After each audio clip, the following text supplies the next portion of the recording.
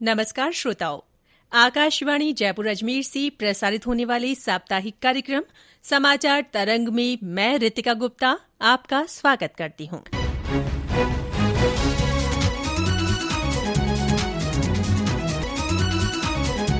श्रोताओं, इस बार गर्मी ने मार्च महीने से ही अपने तेवर दिखाने शुरू कर दिए हैं। आज के कार्यक्रम के माध्यम से हम आपको प्रदेश में गर्मी के हालात, मौसम का पूर्वानुमान और लू तथा तेज गर्मी से बचाव के उपाय साझा करेंगे। राज्य के अधिकतर जिलों में अभी से ही तापमान 40 डिग्री के पार पहुंच रहा है। पश्चिमी जिलों में गर्मी का असर ज्यादा देखा जा रहा है। हमारे बीकानेर संवाददाता को वहां के मुख्य चिकित्सा और स्वास्थ्य अधिकारी डॉक्टर BL मीणा ने तेज गर्मी और लू से बचाव के लिए चिकित्सा विभाग की ओर से की जा रही व्यवस्थाओं की जानकारी दी। आइए जानते हैं। बीकानेर में पश्चिमी राजस्थान के अंदर अभी लू का प्रकोप संभावना होने लगी है। चिकित्सा विभाग सारा महकमा इसके अंदर अलर्ट हो रखा है। हमने सभी चिकित्सा विभाग के सभी CSC PSC सब सेंटर तक सभी कर्मचारियों को हेडक्वार्टर पर पाबंद कर दिया है कि वो हेडक्वार्टर नहीं छोड़े, क्योंकि लू एक ऐसी चीज है जिसके अंदर कोई भी इसके अंदर हो सकता है। विशेष तौर से हमने जितने भी वहाँ पे हॉस्पिटल के अंदर है तो कूलर पंखे की व्यवस्था सुनिश्चित कर दी गई है। जितने भी जहाँ डिलीवरी पॉइंट हैं, डिलीवरी वार्ड के अंदर AC कूलर की व्यवस्था कर दी गई है, पानी की समुचित व्यवस्था कर दी गई है। सभी चिकित्सा अधिकारी प्रभारियों को हमने निर्देश कर दिए गए हैं कि पानी की व्यवस्था सुनिश्चित होनी चाहिए। और मैं ये चाहूंगा कि सभी जो भी बीकानेर वासी या पश्चिमी राजस्थान में जो लू की चपेट में आ रहे हैं उनसे निवेदन करना चाहता हूं कि वो अपना कार्य लू जल्दी समाप्त करें, क्योंकि बाहर निकले तो मुंह ढक के निकले। पानी की बोतल साथ में हो तो बहुत अच्छी बात है और लू से बचाव रखें। और सभी चिकित्सा विभाग को निर्देश दे दिए गए हैं कि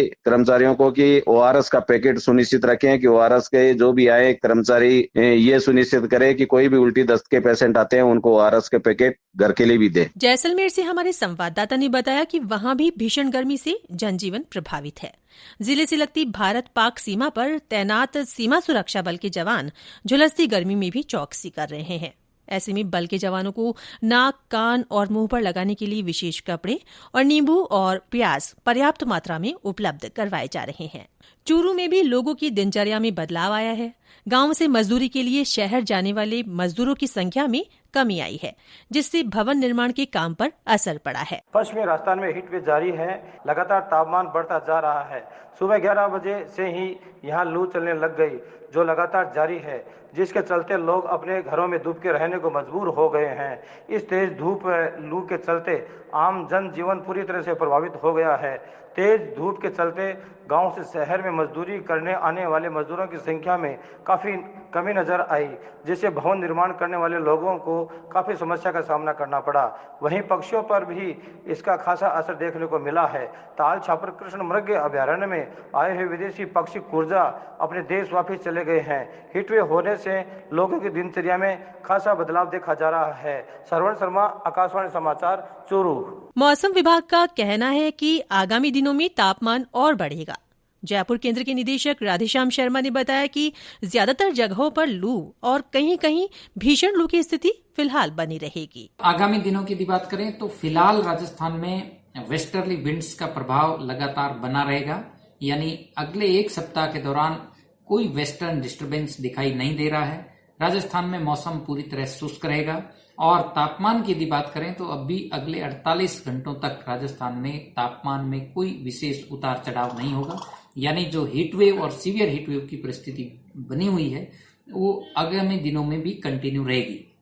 48 घंटों के बाद यदि देखें तो तापमान में हल्की बढ़ोतरी होने की संभावना है, यानी 1 से 2 डिग्री सेल्सियस और तापमान में बढ़ोतरी हो सकती है। तो कुल मिलाकर अभी भी अगले एक सप्ताह के दौरान अधिकतम तापमान जो है वो राजस्थान के ज्यादातर भागों में 41 से 43 डिग्री के आसपास कंटिन्यू रहेगा। वेस्ट राजस्थान में लगभग ज्यादातर स्थानों पर मैक्सिमम हीटवेव और कहीं कहीं सीवियर हीटवेव की परिस्थिति कंटिन्यू रहेगी।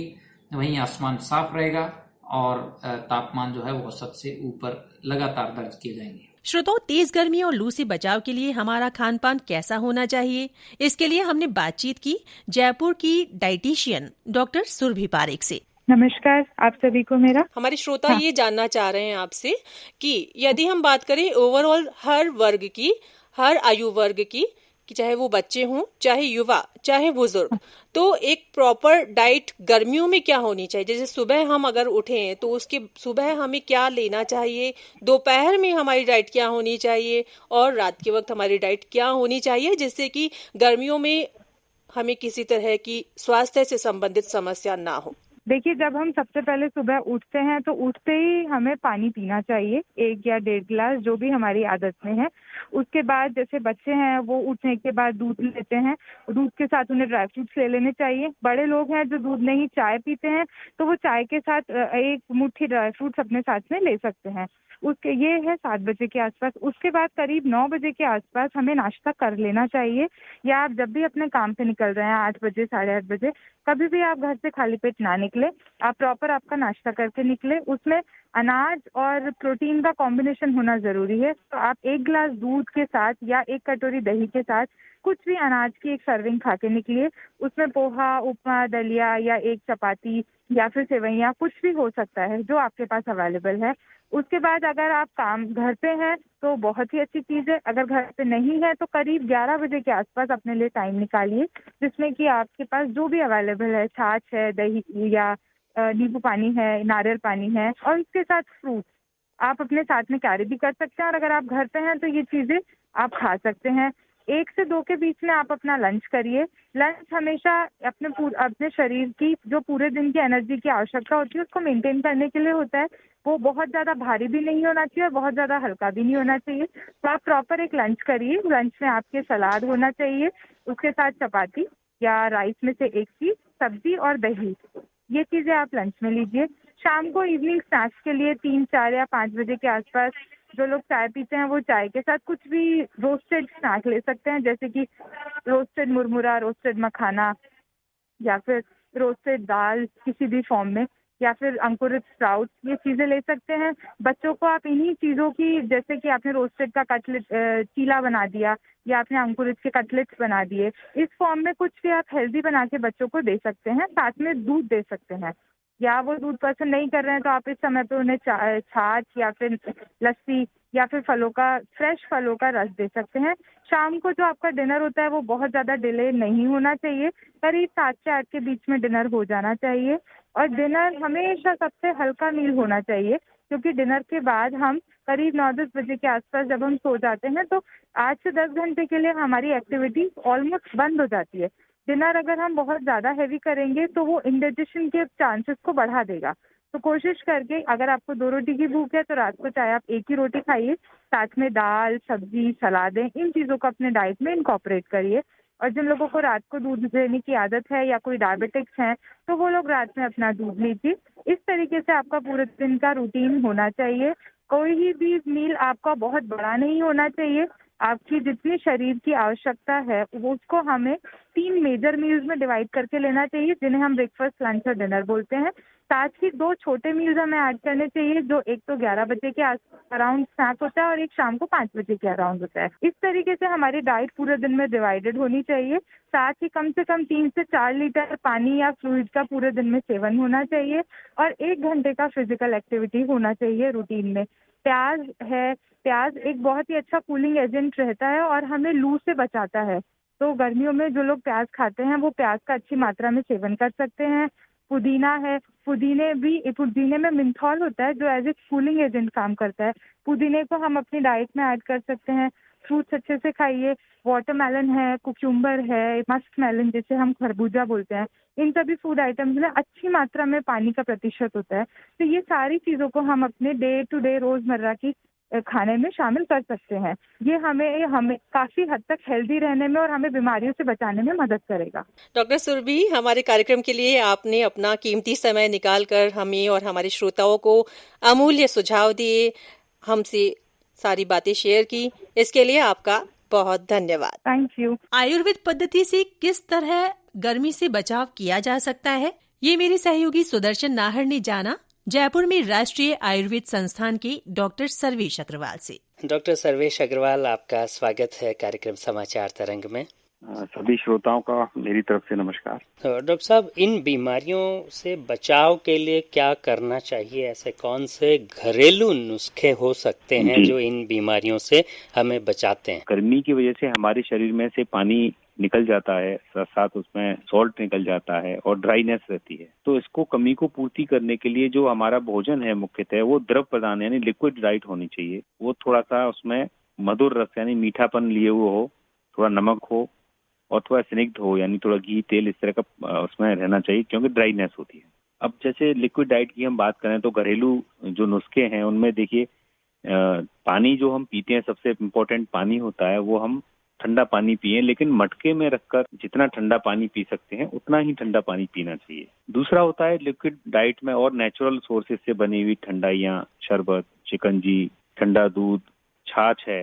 छाछ में हम पुदीना डाल के या दही है पतला उसमें शक्कर डाल के लस्सी बना के, आम का पन्ना है, सत्तू है, गन्ने के जूसेस हैं या और जूसेस हैं, नारियल पानी है। ये सारी चीजों का प्रयोग हम हीट स्ट्रोक से यानी पानी की कमी से बचने के लिए कर सकते हैं।